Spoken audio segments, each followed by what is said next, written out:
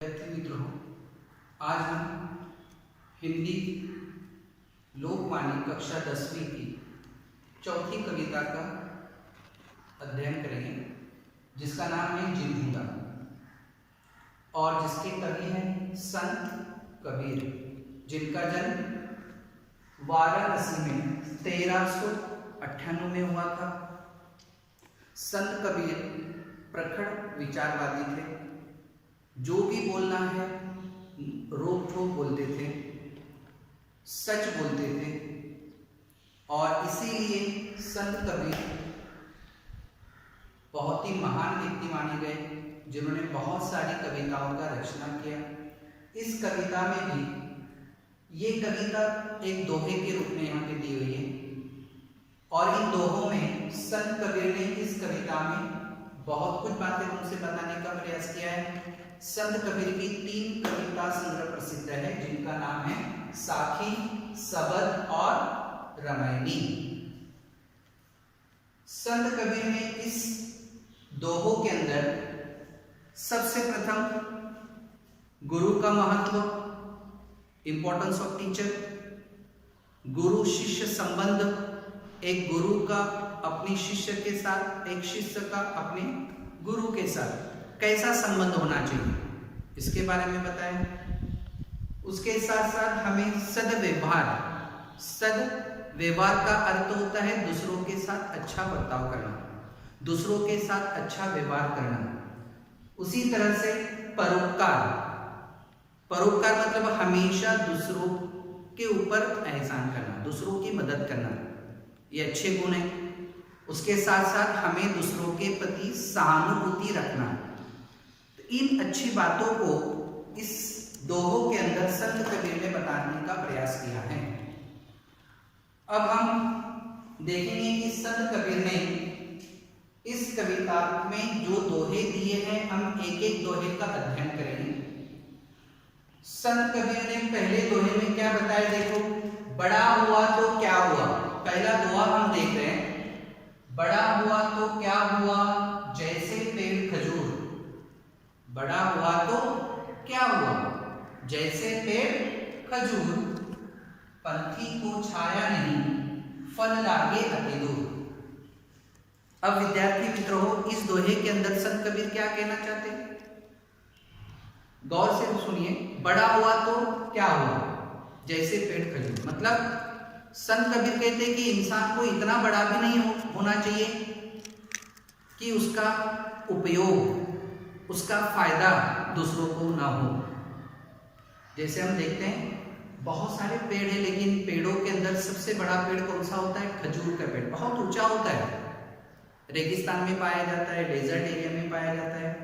और इसीलिए ये जो पेड़ है, इस पेड़ के बारे में बताते हैं कि पेड़ ऊंचा तो होता है, बड़ा तो होता है, परंतु सिर्फ ऊंचाई में बड़ा होने से क्या फायदा, क्योंकि उसका उपयोग दूसरों को नहीं होता है, उसकी छाया बहुत छोटी होती है। इसीलिए कहा कि खजूर का पेड़ बड़ा होता है, परंतु उसकी परछाई, उसकी छाया जो है वह पंथी को फायदा नहीं पहुंचा सकती।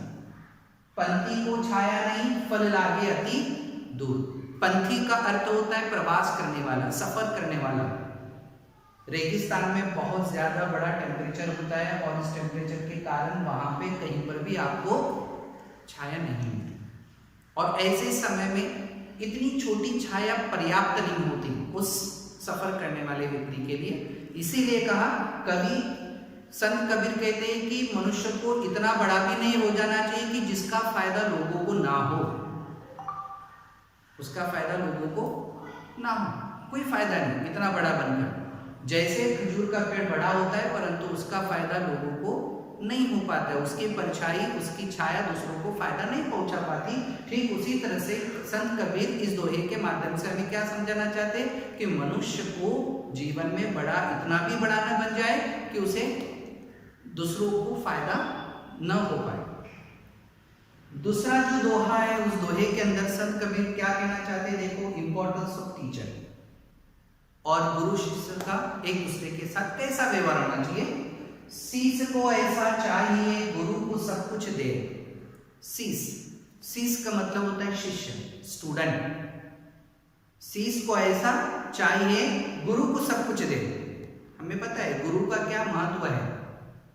गुरु का महत्व माता पिता से भी बढ़कर ज्यादा है, यहाँ तक कि भगवान से भी पहले दर्जा गुरु को दिया गया है ना।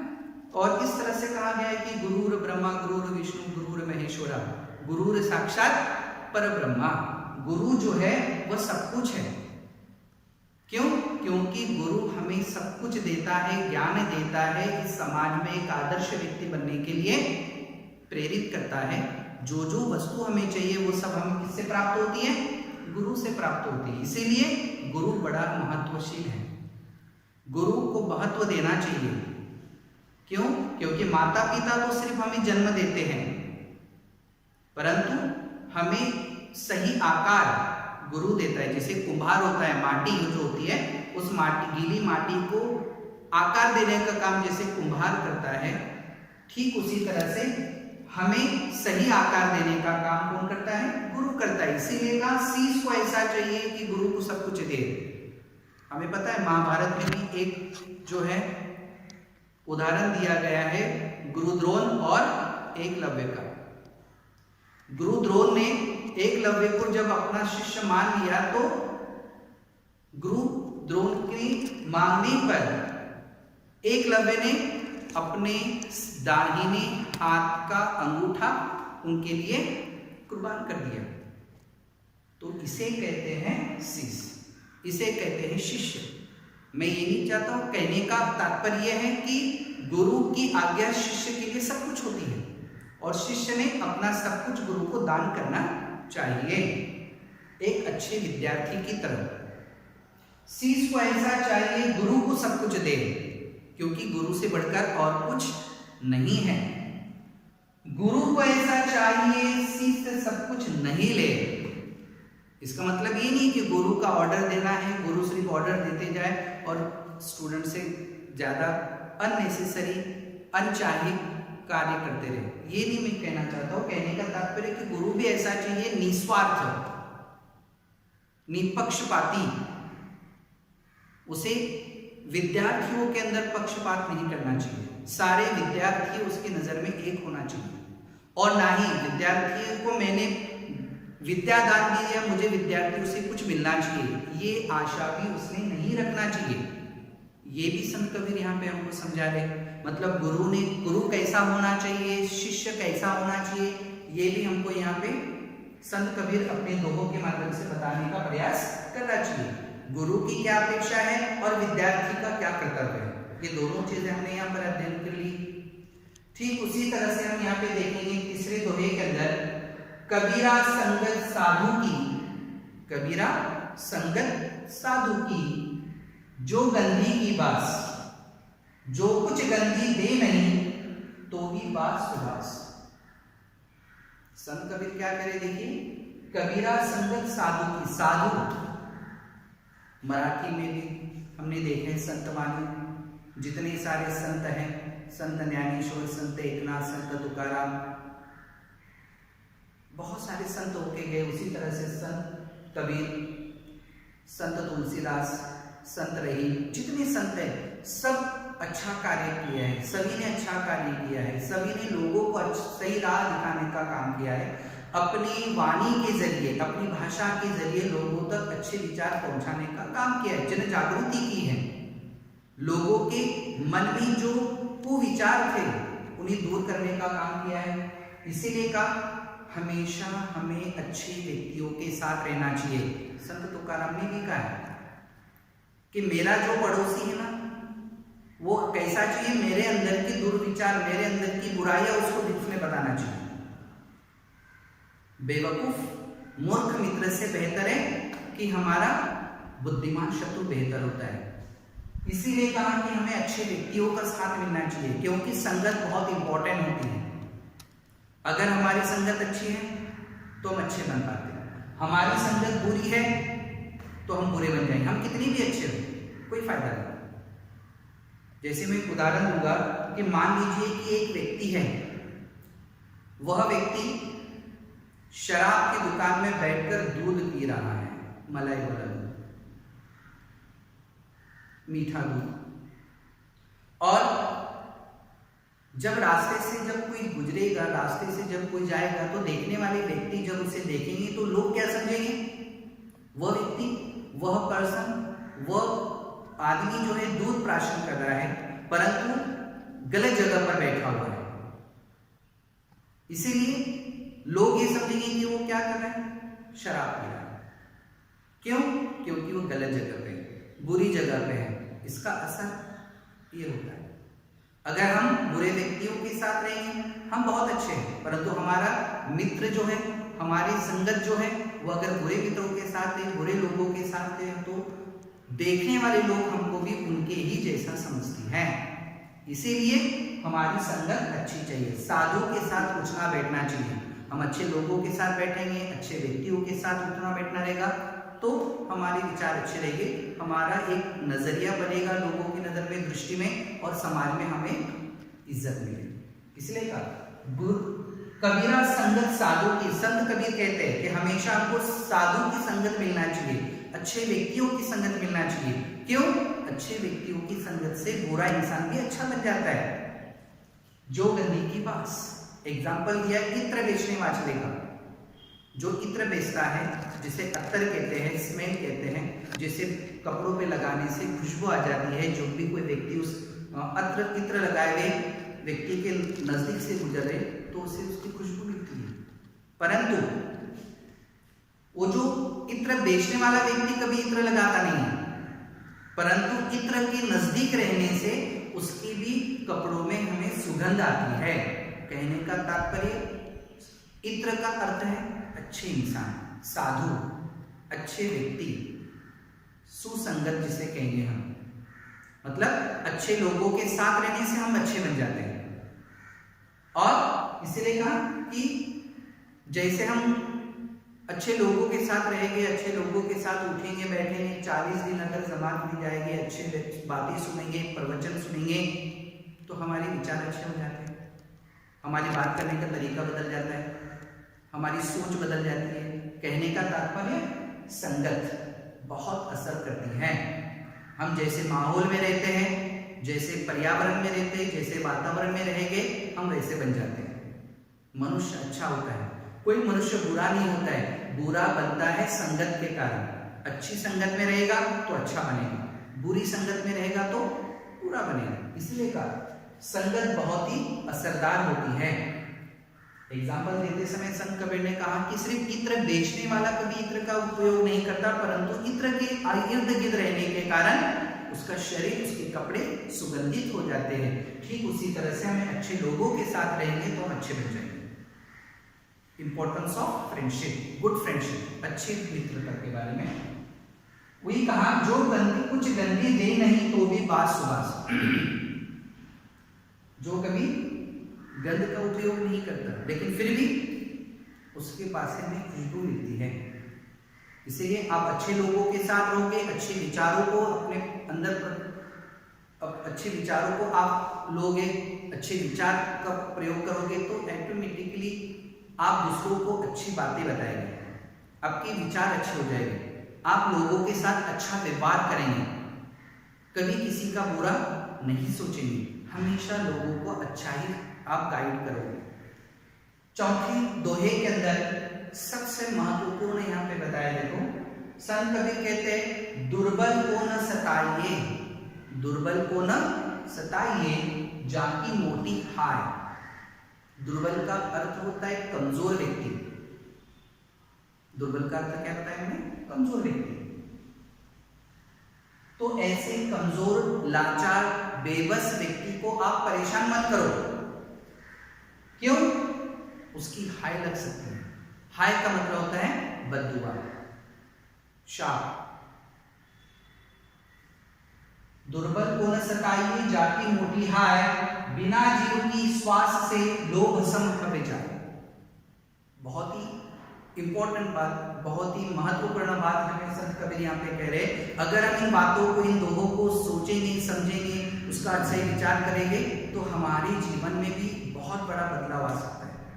संत कबीर ने यहाँ पे कहा कि दुर्बल को मत सताए।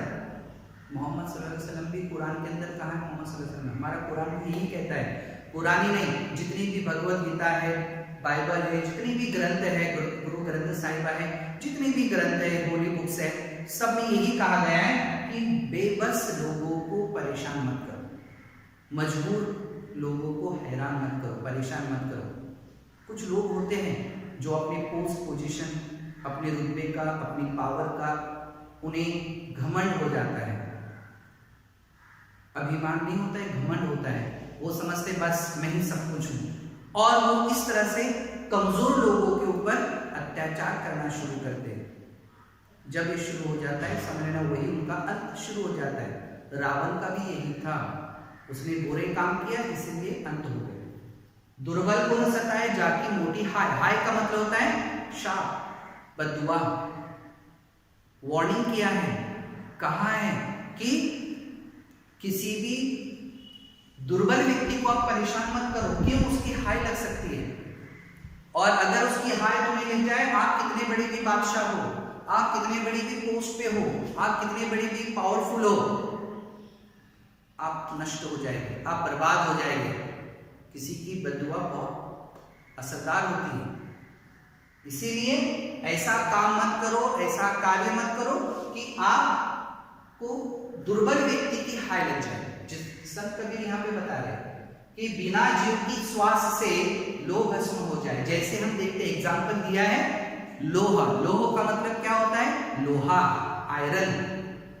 तो जिस तरह से आग में, लोहे को आग में तपाया जाता है, और वो आग को हम जैसे बड़े करेंगे, भड़काते जाएंगे, वो आग से एक समय ऐसा आता है कि इतना ताकतवर, इतना पावरफुल, इतना स्ट्रॉन्ग जो लोहा होता है, आयरन जो होता है, वो पानी की तरफ पिघल जाता है।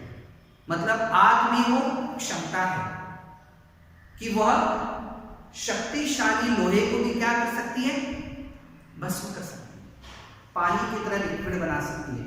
ठीक उसी तरह से दुर्बल व्यक्ति की जो हाय होती है, वो हाय भी आग की तरह होती है। जैसे आग लोहे को भस्म कर सकती है, वैसे दुर्बल व्यक्ति की हाय तुम जैसे पावरफुल, अन्यायी, दुर्व्यवहारी, दुर्विचारी और गर्विष्ठ लोगों को नष्ट कर सकती है। इसीलिए सोच समझकर हमें बोलना चाहिए, सोच समझकर हमको कुछ भी बोलना चाहिए। ऐसा नहीं बोले ताकि हम किसी का दिल दुखे, किसी को नुकसान पहुंचाए। तो इस तरह से इन चारों दोहे के अंदर हमने क्या देखा यहाँ पे कि संत कबीर ने हमें अच्छी बातें बताने का प्रयास किया। तो विद्यार्थी मित्रों, संत कबीर ने अपने दोहों में हमें बहुत सारी बातें बताने का प्रयास किया है। अब अगले दोहे के अंदर संत कबीर क्या कह रहे देखो, जाको राखे साइया मार न सके कोई, जाको राखे साइया मार न सके कोई, बाल न बाका करी सके, बाल न बाका करी सके, जो जग बैरी होए। संत कबीर अपनी इस दोहे में क्या कह रहे विद्यार्थियों की, भगवान जो है, ईश्वर जो है, अल्लाह जो है, वो सबसे शक्तिशाली है, सबसे ताकतवर है, प्रभावशाली है। जब वो किसी व्यक्ति को अपना बना ले और पूरी दुनिया उसके अपोजिट, उसके विरुद्ध हो जाए और उसे नुकसान पहुंचाने का प्रयास करे, तो भी पूरी दुनिया मिलकर उस व्यक्ति का बाल भी बाका नहीं कर सकती, बिल्कुल भी उसे तकलीफ नहीं दे सकती। उस व्यक्ति का कोई बुरा नहीं हो सकता, जिसे किसकी मदद मिल रही हो? ईश्वर की मदद मिल रही हो, अल्लाह की मदद मिल रही हो। और इसीलिए संत कबीर ने यहाँ पे बताया कि भगवान जिसे अपना ले, भगवान जिसकी मदद कर ले, और फिर पूरी दुनिया अगर उस व्यक्ति को नुकसान पहुंचाने का प्रयास करे तो कुछ भी नहीं हो सकता। बहुत सारे उदाहरण दिए हुए हैं, मोहम्मद सल्लल्लाहु अलैहि वसल्लम के बारे में भी बताया गया है। पूरी दुनिया उनके खिलाफ था, पूरा अरब कंट्री उनके अपोजिट हो चुका था, परंतु गॉड उनके साथ थे, ईश्वर उनके साथ थे। इसीलिए कोई उनका कुछ भी नहीं कर पाया, कोई उन्हें नुकसान नहीं पहुंच पाया। इब्राहिम अलैहिस्सलाम है, उनका भी एग्जाम्पल दिया है कि ईश्वर जब अपने बंदे को अपना ले और पूरी दुनिया उसे नुकसान पहुंचाने का प्रयास करे तो भी उसे नुकसान नहीं कर सकती। इसीलिए कहा कि ईश्वर का इंपॉर्टेंट बताया है कि ईश्वर जब किसी भक्त को अपना ले, ईश्वर जब किसी मनुष्य की मदद करने का निश्चय कर ले तो फिर कुछ भी हो सकता है, इम्पॉसिबल पॉसिबल हो सकता है। एक चाय वाला भी प्रधानमंत्री बन सकता है। नैनो अंतर आओ तू नैन झापी तो ही ले, नामी देखो और को ना तो ही देखन दे। संत कबीर ने इस दोहे में बताया कि जब एक भक्त जो है, एक भगवान की पूजा करने वाला व्यक्ति जब भगवान को अपना सब कुछ मान लेता है तो उसके अलावा उसे कुछ नहीं दिखता है। और संत कबीर भी यहाँ पे कह रहे हैं नैनो अंतर आओ नैन झापी तो ले। संत कबीर कहते हैं कि जब भी मैं अपनी आंखें खोलूं तो मुझे सिर्फ किसके दर्शन हो, ईश्वर के दर्शन हो, उसके अलावा और कोई मुझे दिखाई न दे।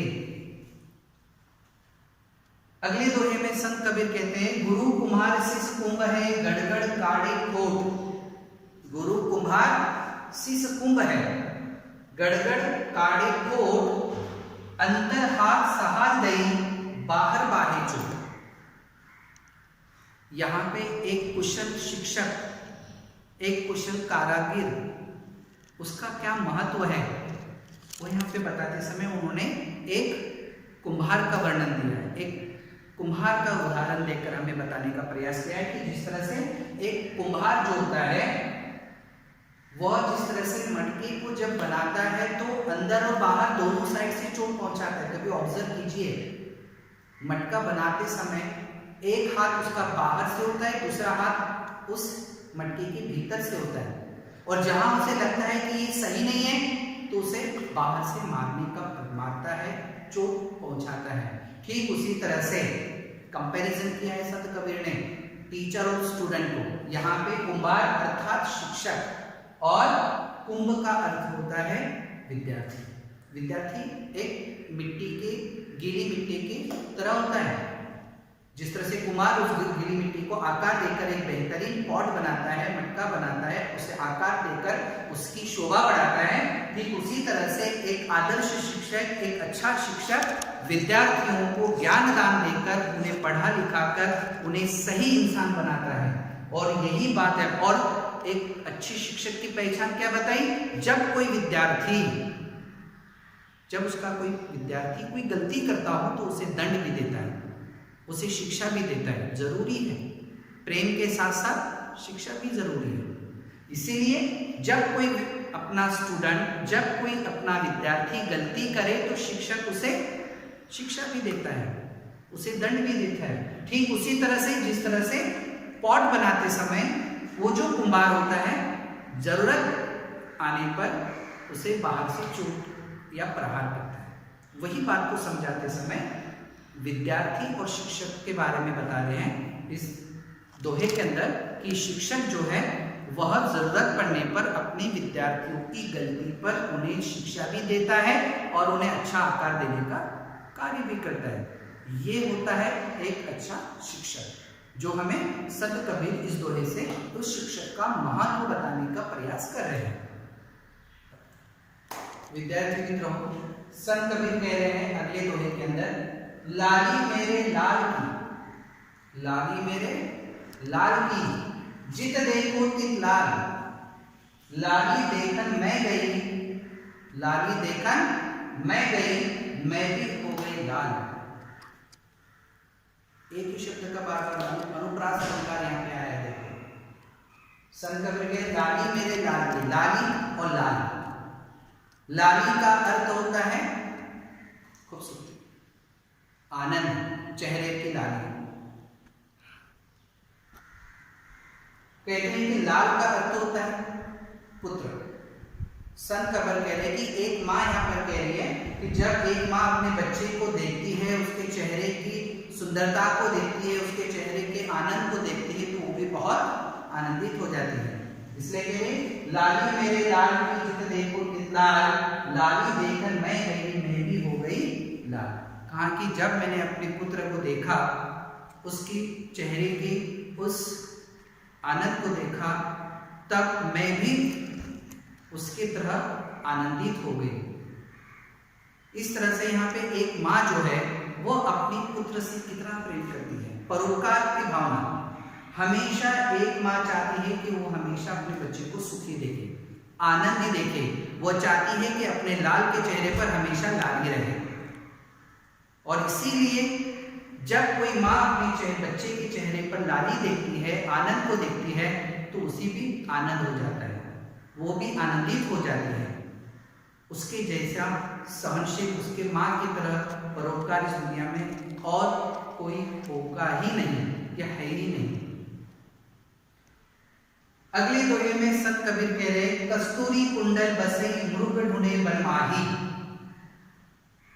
कस्तूरी कुंडल बसई मृग ढूंढे बलमाही, ऐसे घट में पीयू है दुनिया जाने नहीं। क्या कह रहे विद्यार्थियों संत कबीर? संत कबीर कहते हैं कि कस्तूरी कुंडल बसे मृग ढूंढे बनवाए। कस्तूरी सबसे खुशबूदार ऐसी वस्तु, उसकी सुगंध जो होती है वो बेमिसाल होती है। और ये कस्तूरी का सुगंध जब चारों ओर फैलता है अरण्य के अंदर, जंगल के अंदर, तो सब मस्ती में झूम उठते हैं। उसमें मृग भी है। मृग का अर्थ होता है हिरन। हिरन जो है उसे जब ये कस्तूरी का सुगंध आता है, जब वो सुगंध को महसूस करता है, सुगंध को सूंघता है, तो वो यहाँ वहां ढूंढता है कि ये खुशबू कहाँ से आ रही है। वो उसे ढूंढ रहा है, यहाँ वहां इधर उधर भटकता है, दौड़ता है, ढूंढता है, परंतु उसे वो कस्तूरी कहीं नहीं मिलती। क्यों? क्योंकि वो अनजान होता है। जिस कस्तूरी को यहां वहां ढूंढ रहा है, वह कस्तूरी उसके पेट में बसी होती है। कस्तूरी कुंडल बसई मृग ढूंढे बने। कुंडल का अर्थ होता है पेट में, नाभि के अंदर। मृग इस चीज से, हिरन जो होता है इस चीज से बेपरवाह होता है, और इसीलिए बेखबर होने के कारण उसे ज्ञात नहीं होता है कि जिस वस्तु को वो ढूंढ रहा है, घूम रहा है, यहाँ वहां तलाश रहा है, वो वस्तु और कहीं नहीं है, उसके पेट में, परंतु उसे पता नहीं है। ऐसी ही अवस्था मनुष्य की होती है विद्यार्थियों। संत कबीर इस उदाहरण के जरिए, इस दृष्टांत के जरिए क्या बताना चाहते हैं कि मनुष्य भी इस तरह से बेखबर है। वह जिस वस्तु को यहां वहां ढूंढता है, कभी कभी वो वस्तु उसी के पास होती है। समझ में सबके? इसी तरह से संत कबीर कह रहे कि कस्तूरी कुंडल बसे मृग ढूंढ पाए। मृग जिस तरह से कस्तूरी को यहाँ वहां पूरे वन में ढूंढता है, परंतु वो कस्तूरी उसके पास होती है, वैसी अवस्था मनुष्य की होती है। मनुष्य भगवान को यहाँ वहां ढूंढ रहा है, कभी मंदिर, कभी मस्जिद, कभी काबा, कैलाश, यहाँ वहां ढूंढता है, परंतु वो भूल जाता है कि ईश्वर जो है, वह ईश्वर जो है, पीयू जिसे कह रहे हैं, वो ईश्वर मनुष्य के शरीर में वास करते हैं, दिन दुखियों के शरीर में रहते हैं। Service to man is service to God. दुखी, कष्टी, बेबस, बेसहारा, लाचार, विधवा और ऐसे मजबूर लोगों की आप सहायता करो, उनकी हेल्प, उनकी सर्विस आप करो, आपको उसी में सब कुछ प्राप्त हो जाएगा। मनुष्य भगवान को यहाँ वहां ढूंढ रहे, जबकि भगवान कहाँ बसे? मनुष्य के शरीर में बसे।